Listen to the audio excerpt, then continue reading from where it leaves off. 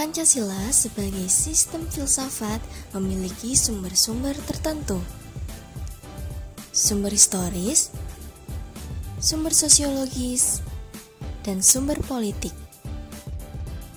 Menurut sumber historisnya, setiap sila-sila dari Pancasila memiliki nilai-nilai filsafatnya masing-masing. Sila pertama, ketuhanan yang Maha Esa. Sejak masa purbakala sampai dengan pintu gerbang kemerdekaan negara Indonesia, masyarakat Nusantara telah melewati berbagai masa di mana agama-agama muncul dan menyebar di dalamnya, mulai dari kepercayaan animisme, dinamisme, sampai dengan kepercayaan-kepercayaan yang kini kita semua ketahui. Sila kedua, kemanusiaan yang adil dan beradab. Berdasarkan rekam jejak bangsa Indonesia, jelas bahwa sila kemanusiaan yang adil dan beradab memiliki akar yang kuat dalam sejarah bangsa Indonesia.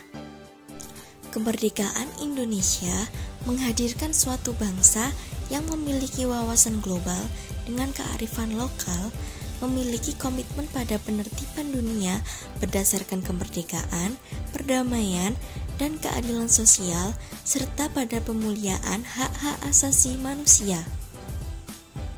Sila ketiga, Persatuan Indonesia. Indonesia merupakan bangsa majemuk karena kemajemukan sosial, budaya, dan wilayah yang dapat menyatu dalam suatu negara, yaitu Indonesia. Kebangsaan Indonesia ini merefleksikan suatu kesatuan dalam keberagaman dan perbedaan. Sila keempat, kerakyatan yang dipimpin oleh hikmat kebijaksanaan dalam pemusyawaratan dan perwakilan. Kita semua mengetahui bahwa Indonesia merupakan negara dengan sistem demokrasi, di mana pemerintahan dari rakyat, oleh rakyat, dan untuk rakyat.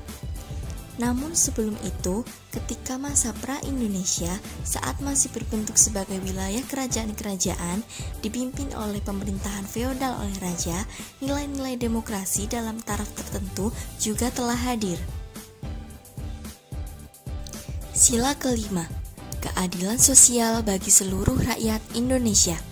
Sejarah telah mencatat bahwa bangsa Indonesia dahulunya adalah bangsa yang hidup dalam keadilan dan kemakmuran. Hal ini selaras dengan keinginan bangsa Indonesia untuk mewujudkan masyarakat yang adil dan makmur. Menurut sumber sosiologisnya, Pancasila sebagai sumber filsafat dikelompokkan menjadi dua kelompok. Kelompok pertama adalah masyarakat awam yang memahami Pancasila sebagai sistem filsafat yang sudah dikenal masyarakat Indonesia dalam bentuk pandangan hidup atau way of life yang terdapat di dalam agama, adat istiadat, dan budaya di berbagai suku bangsa di Indonesia. Kelompok kedua adalah masyarakat ilmiah akademis yang memahami Pancasila sebagai sistem filsafat dengan teori-teori yang bersifat akademis. Menurut Noto Nagoro, Pancasila sebagai sistem filsafat merupakan satu kesatuan yang utuh, yang artinya setiap sila-sila Pancasila merupakan suatu kesatuan utuh yang saling terkait dan saling berhubungan. Noto Nagoro menggambarkan hubungan sila-sila Pancasila tersebut dengan hierarki pada sebuah piramida seperti berikut. Dapat kita lihat, dalam bentuk piramida ini dibagi menjadi 5 bagian, yang mana pada hierarki paling atas adalah sila Pancasila yang pertama, yaitu ketuhanan yang Maha Esa. Sila pertama ini meliputi 4 sila di bawahnya, yaitu sila kedua sampai sila kelima. Pada bagian kedua terdapat sila yang kedua, yaitu kemanusiaan yang adil dan beradab. Sila kedua ini diliputi oleh sila pertama dan meliputi 3 sila di bawahnya. Selanjutnya adalah pada bagian 3 terdapat sila ketiga, yaitu Persatuan Indonesia, yang mana diliputi oleh sila pertama dan kedua dan meliputi 2 sila di bawahnya. Pada bagian yang keempat, terdapat sila Pancasila yang keempat, yaitu kerakyatan yang dipimpin oleh hikmat kebijaksanaan dalam permusyawaratan dan perwakilan. Sila keempat ini diliputi oleh sila pertama, kedua, dan ketiga, serta meliputi sila kelima.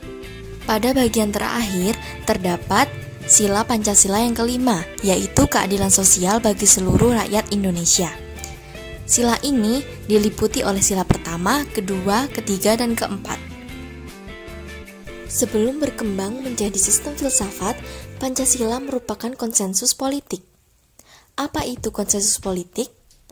Konsensus politik adalah kesatuan pendapat atau pandangan tentang masalah politik. Sumber politis Pancasila sebagai sistem filsafat dapat diklasifikasikan ke dalam dua kelompok. Kelompok pertama adalah wacana politis tentang Pancasila sebagai sistem filsafat pada sidang BPUPKI, sidang PPKI, dan kuliah umum oleh Insinyur Soekarno antara tahun 1958 sampai 1959.